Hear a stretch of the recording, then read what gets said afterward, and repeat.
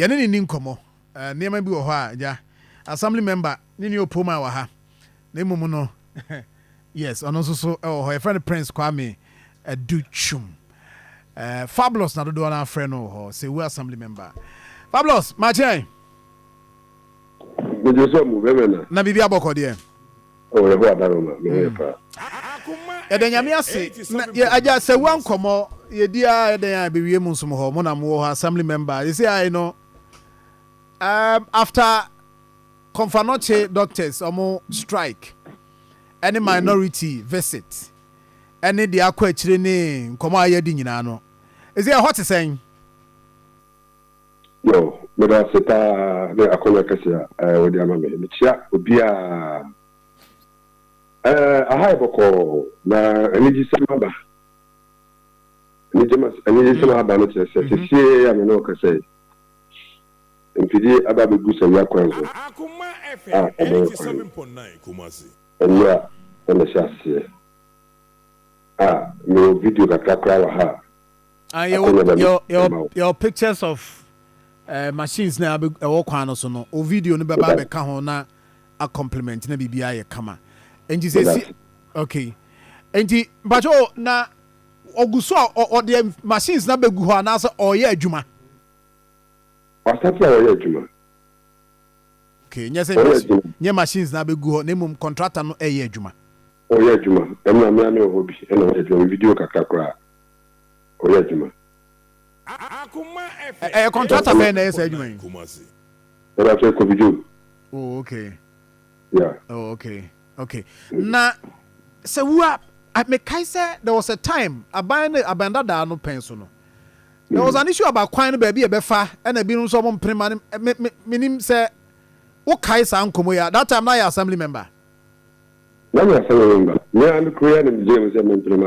Ti kai sa nkomo no na ye den a na esi kwan because ebi say amane mfa ha na e kwan na ha na wo say fa and ye prima munyi mfa akire na ye den boy ye to understand exactly what happened at the time. Janet say obi enu o chi sabe for Akoma FM 87.9 Kumasi. No, access route there, a P tech. It will be a P, it will be a P, a jacket. Anna, it will be so the P for years. Anyway, main road drive, free Sewua Junction, at the Kwame Hospital. What a hospital is starting here. And if you didn't be a copia Faso at the core. And I'll back a Kufado, former president, Black Obama versus hospital. I don't know. Akoma said omuyi kwano ana bi hospital. Ama van fa de kokko fa hospital ne tia epifi yasi. I want to say you are important for sorry say. 87.9 Kumasi. If you say sabe ni wa man saya ofasi nya de. Obi ani wo baka on president nya kwano ne mum ne road na nya enim say eko hospital. I want to say moye. E mu wi ana say wo pese moye de bi fufu kan ho a wetin aye. I don't know a bit such a issue by him. Into the how the end of Muhi. Omu ye gates. Said of me gates or mean, but among so. That be among so.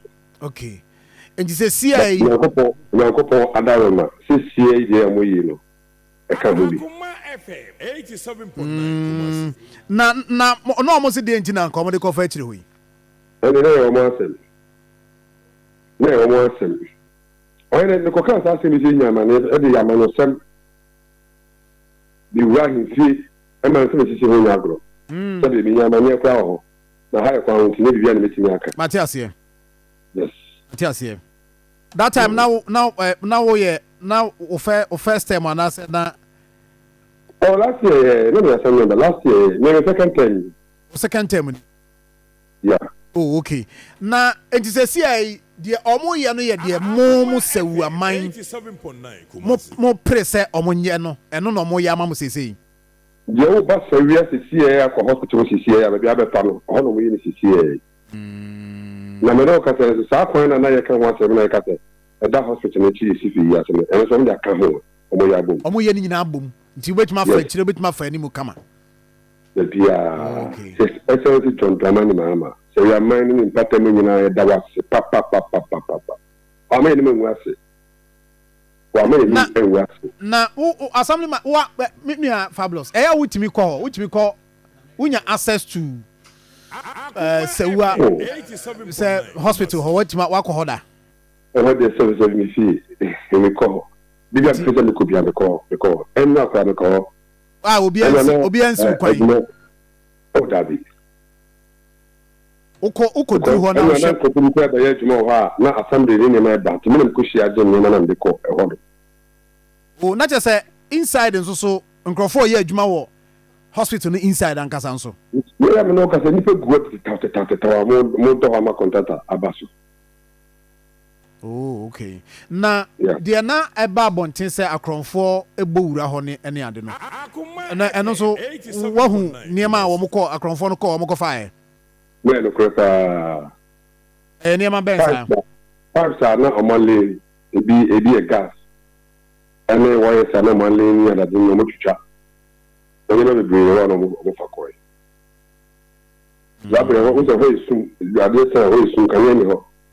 Nti school test na mo akepsan so men ko yi bibi jai me ko kan ta be 5 also just thought that we could come omo kan na mo train na mo ko akọ twan na kama no ti say kama na mo train na mo ne wo ho akọ ba ko twan na no ti Akoma FM kama na all support security ho no yeah akronfo be twan na yeah e ma ne ti pe na mo video no me nya no no me phone so back me phone me say me phone is na na message but let's not for more security man no maji e jama enti ekwan no oni contractors edi nkomo obusa time omode ebewie amra me engineer no din nkomo e kwan so bia no me engineer no busa se ndi mo ha be ndu be December no mawi o mo say December say ye wie ne ni chen ya na yakobo so jokwan no so omu firi omu kɔ bosomtwi main road no so ɛso akɔtoa so hɔ ayi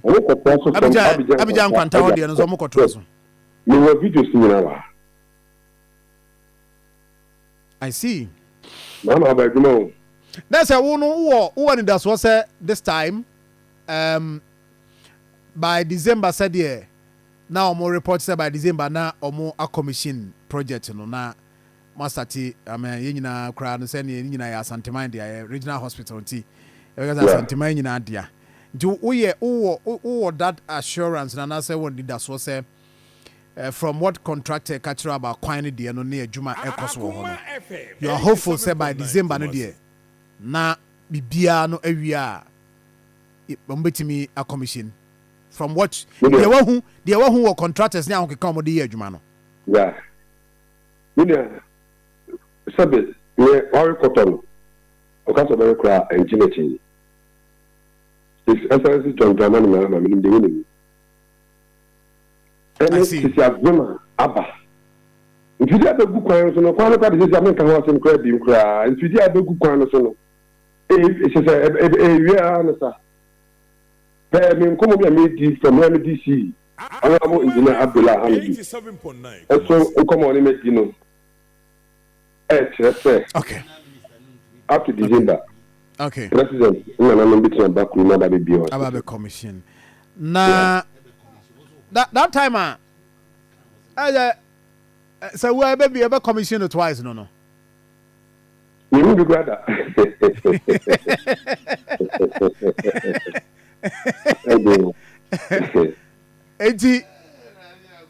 Anyway, you're here anymore. Now, first one now, I'm commission now. Let me come here. Ukobi. We are David. Okay. Now, light. Say light to chroma can light on swasem. Light there no so. We are always on my connected na. I'm connected. I'm connected light. We are David. Okay. But station no one in China. But so I'm commissioner light ni ho. I'm the generator to come by. Oh, okay.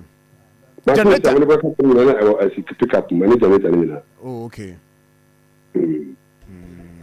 I'm the generator na ye program no. Yes. But Oman fa as in Oman connect am fa am pretty bibia wo ho. David. Akoma FM 87.9. Fabulous me that's mami for here. I am. Yes, me that's. Yo. We are for assembly member friend Prince Kwame Adutwum. Do not friend fabulous.